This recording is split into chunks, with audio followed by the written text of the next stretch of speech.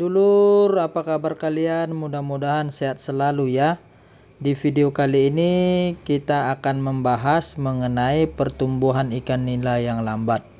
Akan saya bahas mulai dari faktor penyebabnya dan yang paling penting bagaimana cara mengatasinya sehingga pertumbuhannya bisa kembali normal dan menghasilkan panen ikan yang melimpah.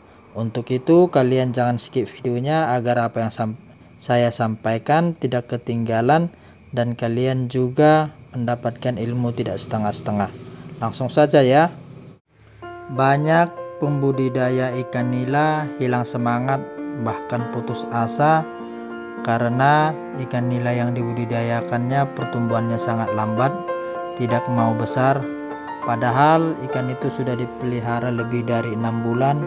Namun ketika dipanen bobot yang diinginkan tidak sesuai dengan yang diharapkan.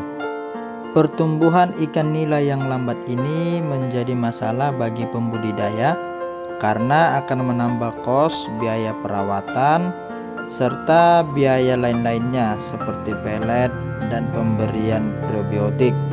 Jika kolam teman-teman mengalami hal yang sama dengan apa yang saya sampaikan, semoga pengalaman saya ini dapat membantu teman-teman untuk mengatasi permasalahan pertumbuhan ikan yang lambat. Faktor yang pertama itu ialah kualitas bibit. Pernahkah kalian melihat ikan nila yang masih kecil sudah pada beranak? Atau jangan-jangan kolam ikan nila kalian juga mengalami hal yang sama? Jika iya, berarti bibit ikan nila kalian kualitasnya tidak baik. Dapat dipastikan induknya tidak sesuai dengan standar SNI. Semakin besar ikan dan semakin berat bobotnya, maka dapat dipastikan anakan yang dihasilkan juga akan semakin berkualitas. Untuk mendapatkan bibit yang berkualitas ada dengan dua cara. Cara pertama, kalian bisa beli indukan lalu kalian pijakan sendiri. Pastikan indukan itu sudah bersertifikat dari Dinas Perikanan. Cara yang kedua, kalian bisa membeli bibit dari penjual ikan. Namun perlu kalian perhatikan agar mendapatkan bibit yang berkualitas.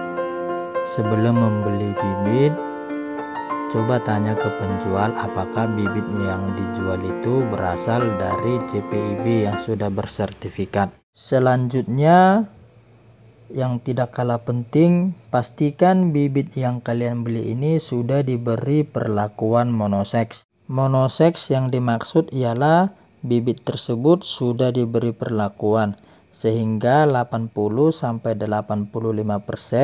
bibit itu adalah bibit ikan jantan. Sejatinya bibit ikan jantan ini lebih cepat besar karena tidak bertelur ya. Berbeda dengan bibit ikan betina.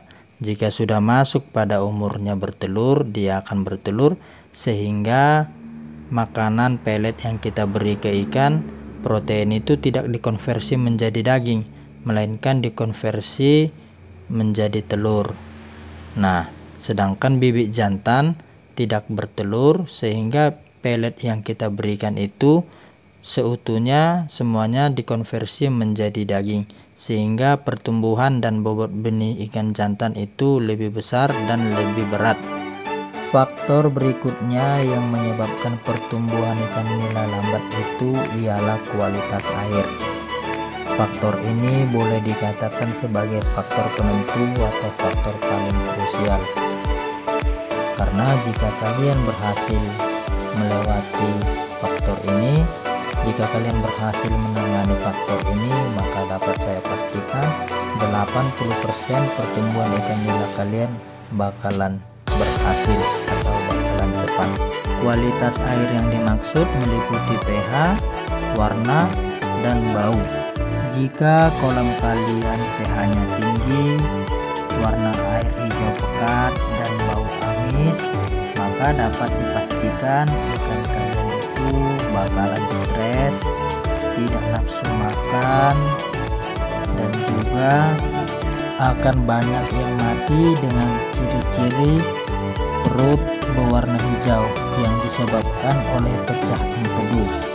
Kualitas air menjadi buruk itu dikarenakan bakteri probiotik tidak bekerja secara maksimal, sehingga amoniak atau kotoran ikan yang seharusnya diubah menjadi vlog malah mengendap di dasar kolam dan menjadi racun bagi ikan. Itulah yang menyebabkan pH naik, warna air menjadi hijau pekat dan bau amis, sehingga pertumbuhan plankton tidak terkendali dan cenderung air berwarna hijau pekat. Sederhananya, mengapa probiotik gagal membentuk vlog? Itu bisa disebabkan oleh beberapa faktor.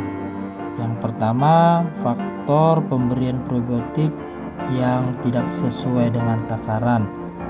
Probiotik yang saya pakai ini adalah coenzym dari Booster. Takarannya 10 gram per meter kubik. Faktor penyebab probiotik gagal membentuk vlog itu bisa juga dikarenakan pemberian pakan untuk probiotik itu sendiri kurang. Pakan probiotik yang dimaksud itu bisa berupa molase atau gula pasir. Nah, jika pemberian pakan kurang, maka probiotik akan sulit untuk berkembang biak, sehingga pertumbuhan probiotik menjadi lambat dan akan kalah dengan jumlah plankton. Berikutnya, jarak pemberian probiotik, baik itu pemberian pertama maupun pemberian lanjutan, terlalu jauh, sehingga pertumbuhan probiotik itu menjadi lambat. Sebaiknya pemberian probiotik ini dilakukan 1 kali dalam 5 hari. Untuk pemberian pertama biasanya kalau saya itu 10 gram per meter kubik. Untuk pemberian lanjutan itu 5 gram per meter kubik. Pemberian ini saya kasih dalam 1 bulan sampai probiotik ini mencapai ambang batas sesuai dengan yang saya inginkan, yaitu 30 ml per meter kubiknya. Lanjut, faktor penyebab ikan nila itu lambat besar bisa jadi karena pemberian pelet tidak sesuai dengan kebutuhan ikan. Ikan di bawah umur 1 bulan atau anakan bagusnya diberi pelet itu dengan kadar protein 30-50%. 1 bulan ke atas atau dalam masa pembesaran, protein itu minimal 28% sampai dengan 35%.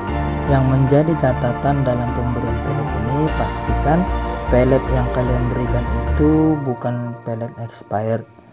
Pelet expired bisa kita ketahui dari baunya atau aromanya. Jika bau atau aroma pelet tersebut sudah tidak menyengat lagi, kemungkinan besar pelet itu sudah kadaluarsa atau expired. Agar pertumbuhan ikan nila ini cepat, kalian juga bisa memberikan pakan tambahan atau biasa disebut dengan cemilan lah untuk ikan. Pakan tambahan ini dapat berupa azola, lemna minor, atau juga sayur-sayuran seperti kangkung. Namun untuk pakan alami ini sendiri itu tidak bisa dijadikan pakan utama, karena kalau kalian jadikan itu pakan utama, maka pertumbuhan ikan kalian itu akan melambat. Pakan utama itu harus memiliki protein yang tinggi dan dari bahan-bahan yang berkualitas. Nah, itu kita dapat hanya ada pada pelet ikan yang berkualitas juga tentunya. Faktor yang terakhir ini sebenarnya fluktuatif, ialah faktor keadaan cuaca. Jika kalian budidaya ikan nila dengan atap terbuka sedang musim hujan, maka kalian akan lebih sering membuang air dan menambahkan garam serta molase ke dalam kolam. Itu saja penanganan jika terjadi hujan atau air hujan masuk ke dalam kolam kalian. Setelah menonton video ini, bagaimana tanggapan kalian teman-teman? Apakah masih banyak yang belum jelas? Jika iya, silakan tanya di kolom komentar. Saya akan bantu jawab sesuai dengan kemampuan saya dan pengalaman yang saya alami. Baiklah, cuman itu yang bisa aku sampaikan bagi kalian teman-temanku. Semoga bermanfaat ya. karena sebentar lagi saya beserta rombongan akan berangkat menuju Zimbabwe menghadiri makan malam. Saya mohon pamit undur diri. Salam sehat bagi kita, salam sukses dan ke good.